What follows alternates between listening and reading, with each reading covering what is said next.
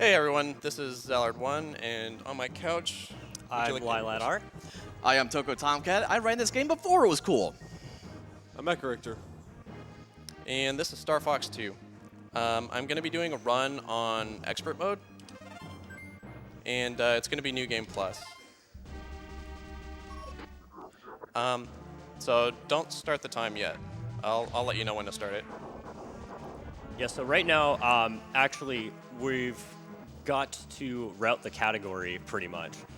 So what planets are vulnerable and where the battleships appear is 100% random, and we need to come up with a route completely on the fly.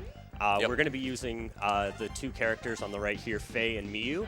They're basically the glass cannons of the game. And you want to count them down? Yep, okay. 3, 2, 1, go!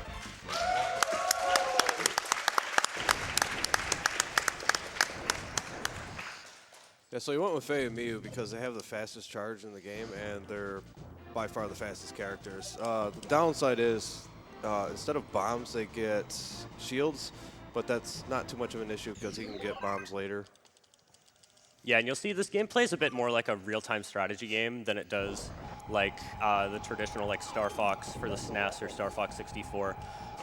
There's a timer that's always running while you're playing the game, even in these stages here. And while that timer's running, things are happening in the overworld. So there are missiles that are going towards Corneria. Your main goal is to take out everything in the game before Corneria is defeated.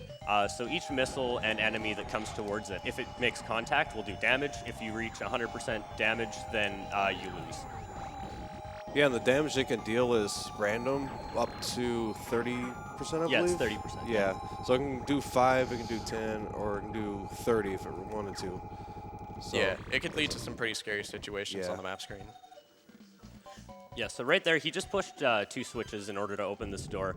Each of these stages is going to start out in a section quite like this, where you need to accomplish a small task in order to get into the base, where you're going to destroy the base and finish the planet.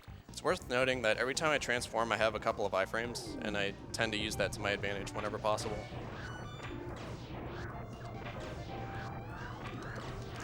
Plus, that was something that was introduced in this game that we saw in Zero, but this is the first time this was shown, so you actually have to transform in this game as well. And that's key for a lot of these different missions, especially going to these core planets. Yeah. Yeah, whenever I'm in walker mode, my normal shots will do a little bit more extra damage. It's pretty good when you want to stay stationary and you just want to, shoot down an object. Yeah, that was a very nice Titania. Yeah.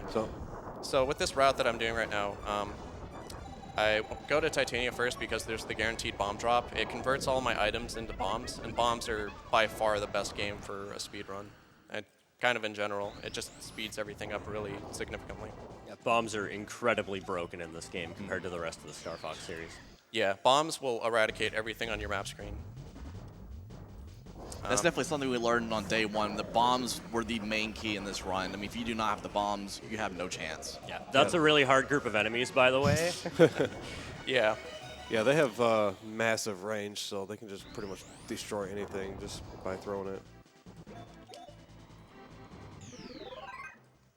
Yeah, everything on the map screen has a timer. The planets will launch a missile if you take too long to get to them, and these battleships will launch either 1 or 2 random enemy groups. So it's imperative that if you do everything in this game as fast as possible. There's a sense of urgency that is constant throughout the entire game. Yeah, and it can kind of snowball. Like if you mess up on one mission, you can end up with an extra set of enemies spawning that you have to take out, and then you end up losing even more time because of that. So there he used a bomb to damage some of these enemies. The enemies are vulnerable as soon as their symbol appears in the top right-hand corner map. They don't necessarily have to be on screen in order to damage them.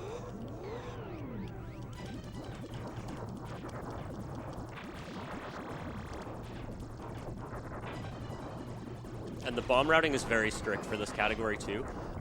Yeah, he needs to make sure that he has a minimum of 3 bombs at the very end of the run. There are extra bomb pickups, but he needs to be very conservative. Like that last section of the carrier there, he could have taken that out with a bomb pretty much instantly, but it's just conserving them as much as he can. Yeah, there's some pretty threatening things later on in the game. If you're too eager to use bombs, then it may backfire later on. I'm hoping that was a 5% missile on the corner Yeah, it area. looked like it was Yeah. only 5. All right.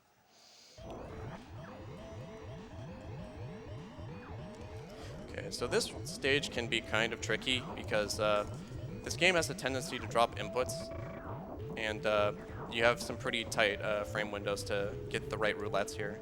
This game takes inputs. Yep. Who would have thought, right?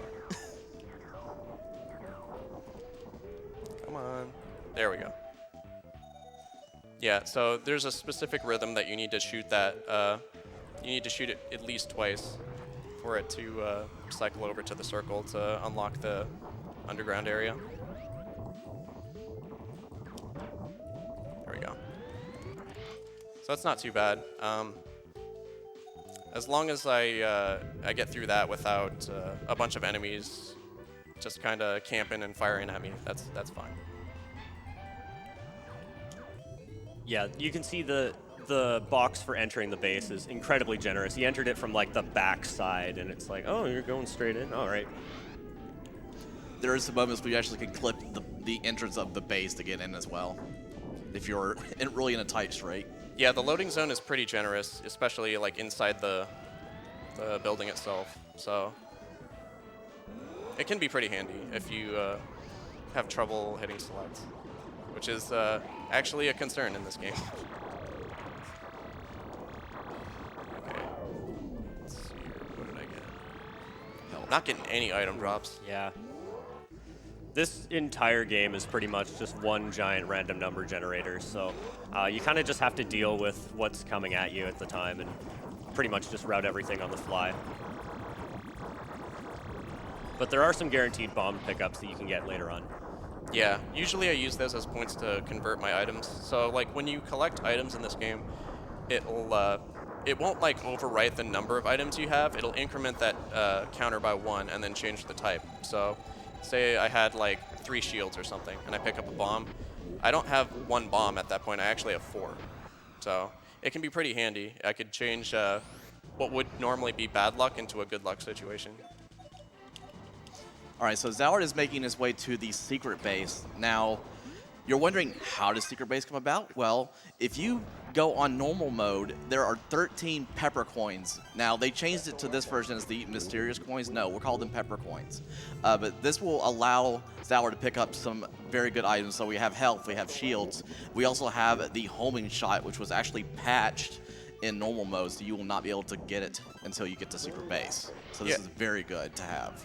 Yeah, so this game, it's been leaked for quite some time, and by default you used to have homing shot, but now you have to go through a couple of hoops to even earn the opportunity to use homing shot, and it's a pretty important item because it lets you combat some really sketchy situations, like when you're fighting like enemy groups, for example, they fly all over the place.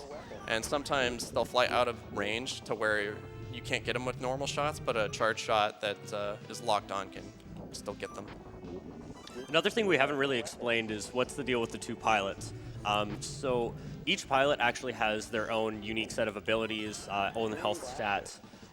So the health stays in between stages. So if you're down to half of your health, then you're going to enter the next stage with half of your health. It's not like other Star Fox games where it doesn't really carry over much. And if he finds that he's at too low of a health to finish a stage with one character, he can swap to the other. In addition, you can use that to get extra bombs in the run. Yeah, so both of my characters that I selected at the start, they now have a full loadout of bombs, and I'm going to be using that to my advantage later on, especially in Wave 2. So the map screen is it's interesting because like in Star Fox 1 it was just like difficulty select for your map screen, but in this game it it serves as something of like a board game, you know? Like, the whole entire goal is just to make sure that Corneria doesn't take enough damage. This is an interesting pattern. Let's see if I can make this work.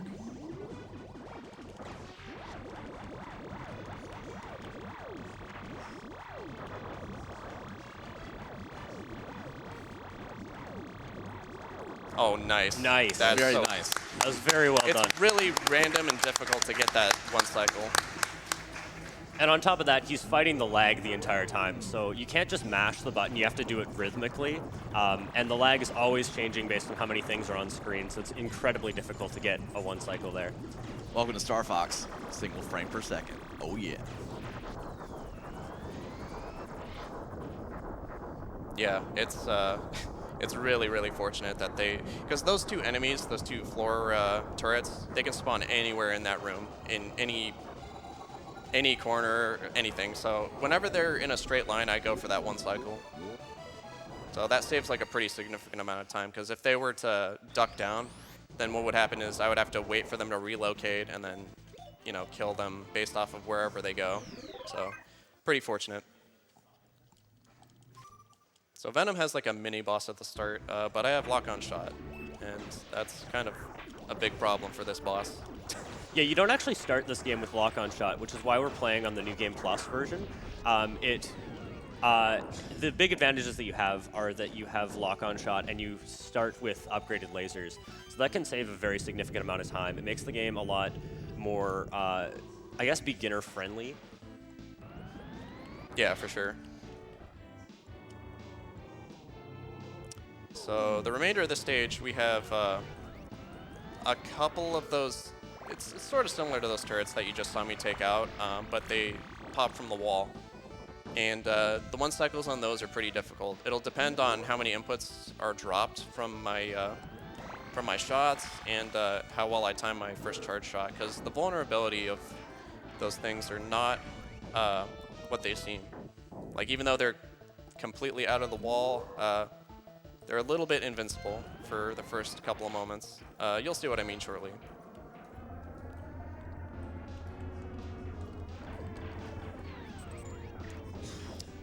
This guy needs to, yeah. All right, right here. All right, nice. Nice, yeah. Nice.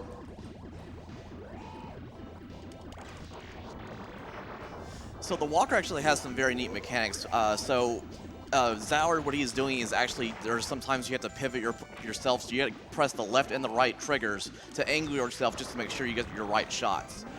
So that's definitely key for the movement for the Walker here. Yeah, even though this game has auto lock-on, when your cursor gets close to an enemy, it still is pretty finicky in some spots, and it doesn't always work as intended. Yeah. That was pretty good, 2 out of 3. I'm pretty happy with that. Very nice. Also, a big strat that he does when he's entering these cutscenes is he actually transforms. The cutscene won't actually start until you're in R-Wing mode, so he can trigger a few seconds earlier each time just by transforming right at the end of the fight.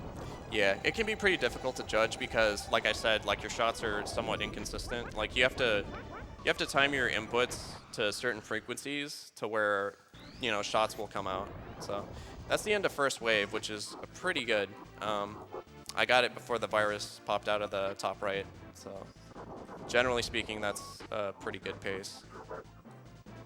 Yeah, the virus is going to pop out at 35, and yeah, he has to take it out pretty much as soon as possible, or else it's going to get away, and it's going to be just basically a wild goose chase. I should probably go up here just real quick, because it's really dangerous to let this virus escape. Because it'll take over that satellite that, like, takes out some of those... Some of the missiles, yeah. Yeah. Okay. Had to make sure that I killed that, because if it gets away, then it gets like a speed boost on the map, and then it gets harder and harder to chase it down before it infects the satellite. Yeah, that satellite can be pretty ineffective at shooting some of the missiles sometimes. It's always spinning counterclockwise, and whenever it's facing towards a missile and it has a shot charged up, that's the only time that it's actually going to shoot one. Now, before he enters every planet, he has to fight a member of Starwolf, and he enters the planet at a certain angle. like he goes in from the lower left, and that guarantees the right position for the Starwolf pilot, so he can just like attack him straight on. Otherwise, he can be somewhere else, and he's hard to track down. Yeah, it completely manipulates the start of the fight, which is the most important part because that's when the Wolf team members are most vulnerable. So I take a bomb there because it eliminates everything around. Yeah, showing off how great some of the hitboxes are in those entrances. Still not precise as you want them to be. I have gone There we go. directly in the back end through the building and managed to trigger it, but you go straight in, sometimes it doesn't work. Yeah, it can be a little sketchy. A little hit or miss, Yeah. literally. So I'm gonna do a skip here.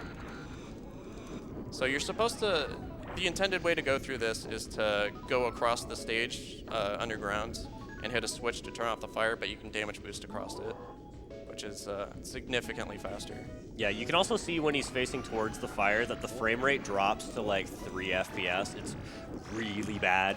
And on top of that, he's going to be on fire as soon as he gets through there. So in order to get rid of that, he's going to barrel roll. There's going to be a couple smoke trails that goes behind him, but after those are clear, then the lag is just basically as normal. I'm gonna collect this. Yeah, you're pretty close to dead. Well, I was actually intending to convert that into a bomb because Oh, yeah. Fortuna's like one of the next stages, but I do have the health option there too.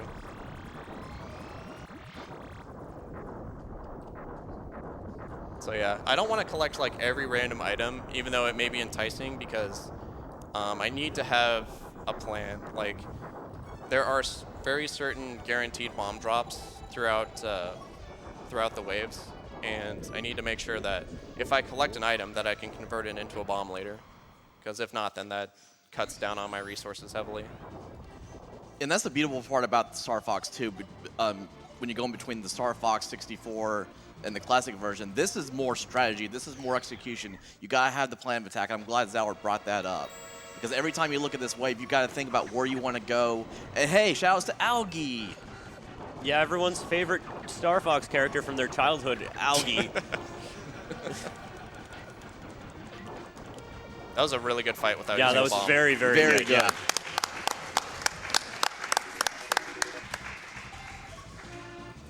Yeah, these guys are total jerks without bombs, and if they can fly right past you, it just goes downhill really, really quickly. Yeah, so you might notice they didn't add anything to the total timer. That's because they don't round up for the 10th point. They round it down, so if it's like 0.9, it just won't count as a second at all, or whatever the units are in this. So apparently this game can't do math. Yeah. I'm gonna use the health recharge here, actually, thinking about it, and yeah, it could cost me more time later on if I get some bad luck later. Yeah, if you die with one of your characters, that character's just gone. There are no extra lives. You can't really do anything about it other than just use the other character. Yeah, this is the only stage with swimming also. Completely unique mechanic to this stage. There's 2 layers on the top where you go underwater or over, and it entirely depends on if you're in Walker or R-Wing mode. So, this boss right here is intensely random. Let's see what we get. Yeah, his basic intention is Oh. to just use all of your resources. That's a good position. Oh. Yeah, that's very good. Nice.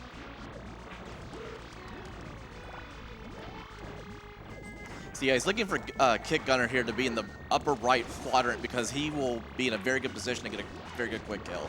There Wow, we go. that's awesome. I got him right before, too. Yeah, that's amazing. So normally you'd have to use either 3 or 4 bombs because he's just going to jump in between the pools. But if you can save those bombs, that's awesome because you can use them on Starwolf afterwards. Yeah. And right here. Yeah, that's a huge save on my resources for the rest of the run. Because my route, like, it basically assumes that I'm going to lose a lot of bombs there, and now I'm not. So I can be a little bit more liberal with bombs for the rest of the run. So this should be. Let's see. I think I should be good for the rest of the game. Like, I haven't gotten any heavy-hitting missiles from any of my waves. Like, Corneria's at 30. I didn't even know I could have that low of damage on Corneria until this run right now. Yeah, you had a run in the practice room yesterday where you had 3 missiles coming at you, and they pretty much all had to be 5% or else you were going to game over. I also beat that planet to the missile shot, so that's really good too.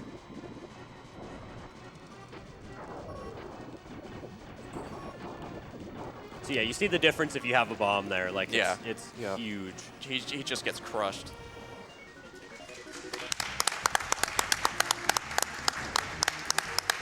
I have a lot of Star Fox 2 love coming in, so just let me know when I can read off This some is a donations. great time, actually. Yeah, let's go for it. Perfect, perfect, perfect, perfect. Old Sandwich donates $33. Looking forward to Star Fox 2 run and the whole lineup. It's always been great to watch these awesome runners destroy these games. Donation goes to Bashi. Podolski donates $30. Have been waiting for the Star Fox 2 run. Here's an additional $30 for the great cause and Bashi time. Bashi time! Evan from SNES Central donates $200. I've spent countless hours researching Star Fox 2 and was super stoked when the final version finally came out. Great luck on destroying one of my favorite games.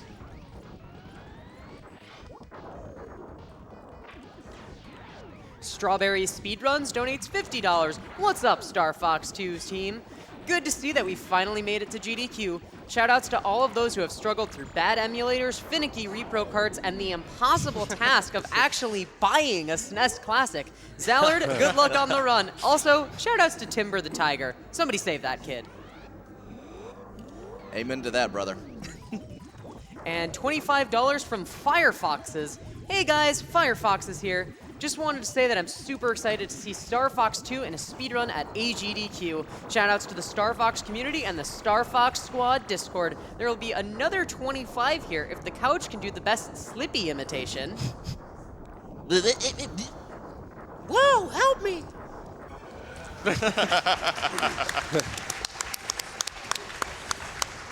I would like to think that that was good enough. Yeah, no, that's accurate. I was doing homage to the classic Star I'll Fox. try my highest pitch. There's somebody on my tail. That's all I got. Slippy's here.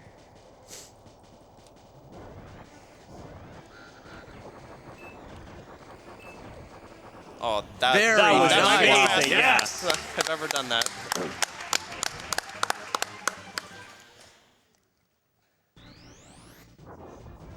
Yeah, once again, can't stress how hard it is to aim in 3D space with a D-pad like that. It's just incredibly difficult, and getting those shots right off the bat is awesome. Well, that's an interesting position for that. Usually that satellite ends up killing this one first. Yeah, so this No is spinners. No spinners, dude. Listen, Nice. So spinners is like the worst enemy, and I'm very thankful that you'll never see them.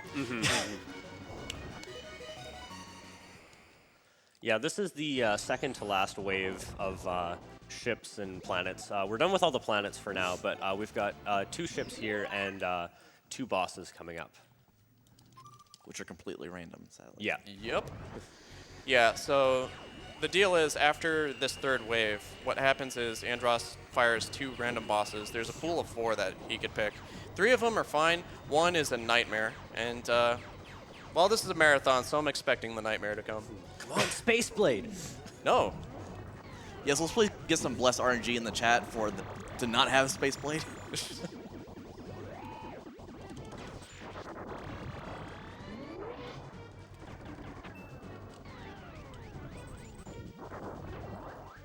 Okay. Yes, very well hidden button there, just like right below where you are. I like how they bait you to go over there, because like the first thing you see is the wall popper, and you're thinking, oh, there's another one, clearly, and then there isn't.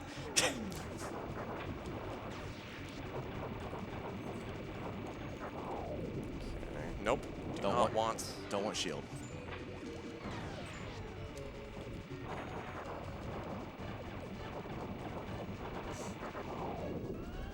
Nope. Don't want that Nope. either. Yeah. Don't want that. Yeah, once again, like if he picks up any of these power-ups, his bombs are just all gone because you can only have one power-up at a time, and that's a pretty difficult thing to try and wrap your head around in this game if you're used to the other Star Fox games.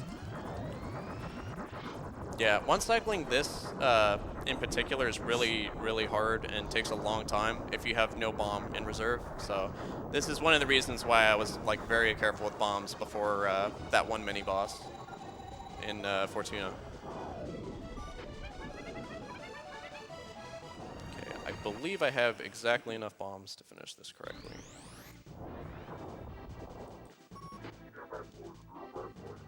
Mangy cur.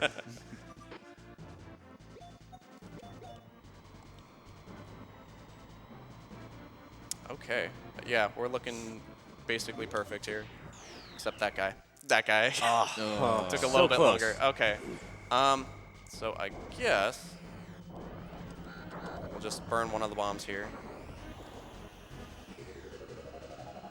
I should have said nothing. Like, I deserve that. That's why I'm cheering for Space Blade. No. Because if I cheer for him, he won't come. See, now that you've admitted that, he's definitely going to show up. It's karma.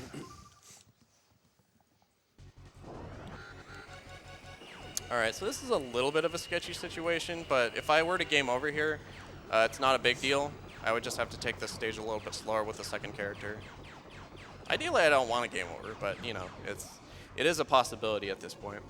Yeah, he needed to be pretty careful when he was entering the battleship here, because each of those laser shots that it was shooting around wildly in the cutscene, each of those does two full orbs of damage, so one shot and he's dead. Mm-hmm. Fortunately, I don't think you can get shot in the cutscene, which is good. There we go. All right, so I was skipped nice. basically the entirety of that stage by throwing a bomb there.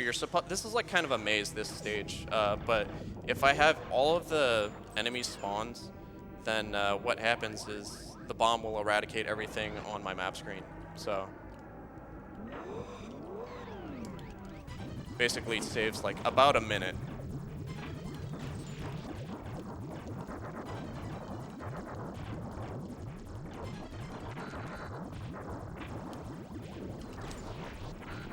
Oh, wow. Right on. Wow, Very nice. nice. That was very well done.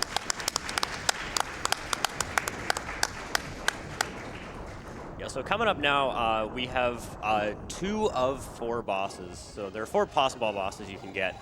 The game is going to basically pick 2 of them and throw them straight at you. Yep. So depending on what he gets, this can either be really, really good or really, really bad. Yeah. All right, let's see what we got. Let's get serious. Oh! Raj right Dragon? on. Huh. See, I told you. All right, you were right. Okay, so we're good. Yeah, these bosses are pretty simple in comparison to the one I was expecting.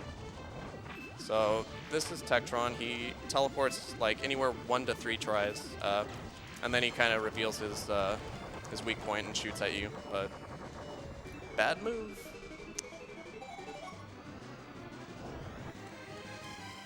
And then the next boss is Mirage Dragon, which is, if I do everything correctly, is the fastest. Like, it would take quite a bit of bad luck for this to not be really fast. He's out of my... Oh, there you go. That's still pretty Nice. Very nice. That was very well done.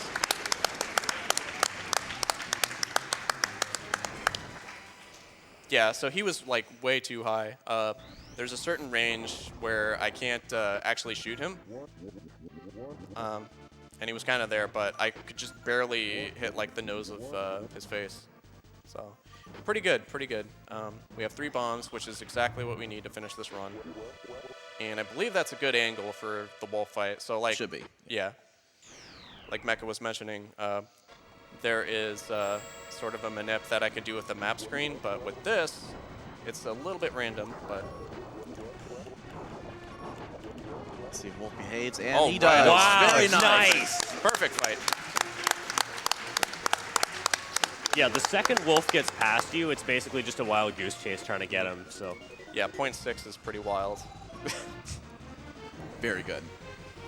All right, that's it. So everything's clear. We're just we're gonna go to the final stage now.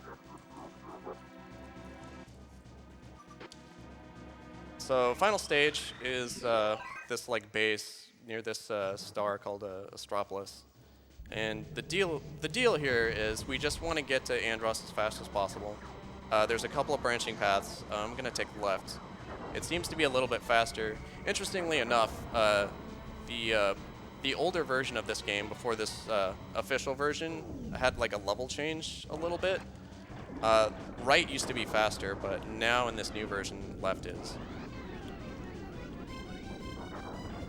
Alright, so we got like a hidden button here. Open the first door.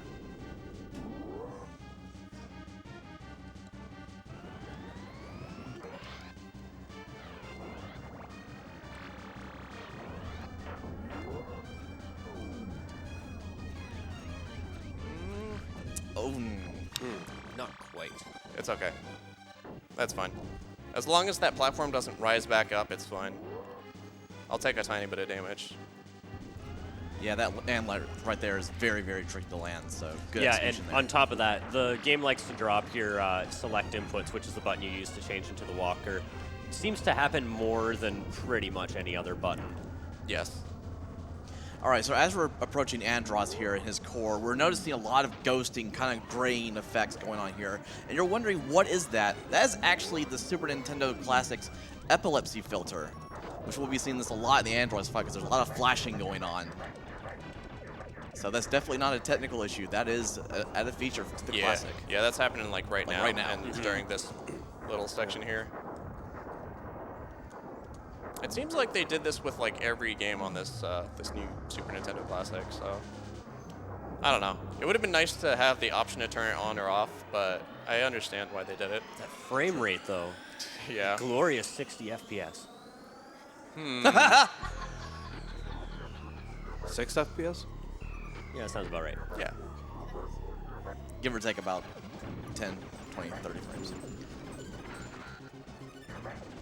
So Andross here has 3 forms. This first form is probably pretty familiar to a lot of people. You just basically shoot him in the eyes, and yeah, he makes himself vulnerable after that. He's using a bomb there to, or going to, yeah, he used a bomb right there to destroy the hands. He's just looking away to reduce a ton of lag that this explosions do. And time is right now. Time. Right. Wow.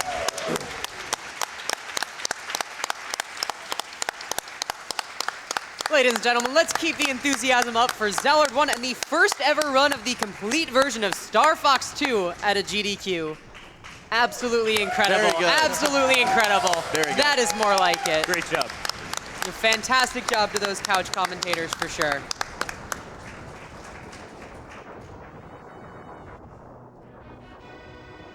Yeah, that was incredibly smooth. I am like really, really happy with that run. So like this game is like wildly random. Like there are situations where I could be forced into like unavoidable game over. So I'm really happy that this like went the way it did. Like everything seemed to go in my way. So I'm really, really happy. It was a team effort. What's a mission? Adios, Andross. Just a little bit of voice acting from Super Nintendo. Gotta love it. Yep. Yeah, and shoutouts to Oyster SA, who's like your main competitor in this game right now. Absolutely. He's also gotten like half of the community SNES classics because they're like impossible to find. Yeah, he's a generous dude. Yeah, he very ran much so. Expert before I got to touch it. I borrowed a lot of tricks from his initial runs, so I can't thank him enough. Great dude.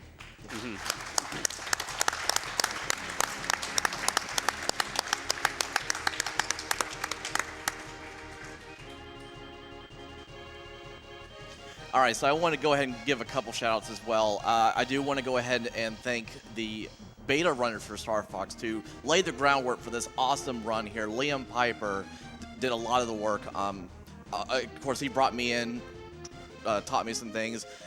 train this guy here, Lilat. Got some guys in the back here want to run Star Fox 2. We definitely have a Discord for Star Fox community. We're not calling this a community. It's a family. We help each other, like Dallard said with Oyster. So that's what we do. So if you're interested in running Star Fox 2, definitely come to us. We're on speedrun.com. Hope it doesn't crash yet. But yes, we are definitely there for you. So I'll be learning hard in expert mode as well. But if you do want to run Star Fox 2, go ahead and just learn the normal mode to get the mechanics down, because it's a little different from Star Fox 1. So definitely do that. I do want to go ahead and say that we are dedicating this run to my uncle who passed away with fighting his valiant fight with cancer early last year. So thank you guys. And also, yeah, he was a huge support for everything that I've done speedrunning wise, and why I love to be doing things for different communities as well. And I'm glad to be here. Also, huge shout out to our host, Proto Magical Girl. Thank you very much. Been doing a very great job. You are absolutely welcome. Yes. Thank you for putting me up here. This was awesome. Yes.